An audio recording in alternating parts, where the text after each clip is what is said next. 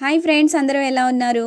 మేమైతే చాలా బాగున్నాం. మీరు కూడా బాగుండాలని కోరుకుంటూ వీడియోలోకి వెళ్ళిపోదాం.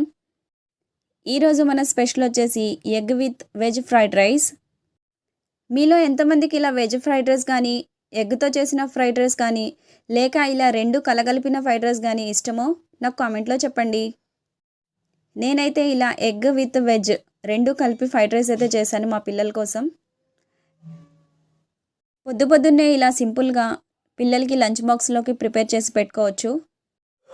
ఇలా బీట్రూట్ క్యారెట్ తినని పిల్లలకి ఇలా ఎగ్ కాంబినేషన్లో వెజిటేబుల్స్ని యాడ్ చేసి ఇలా ఫ్రైడ్ రైస్ లాగా చేసేయచ్చు.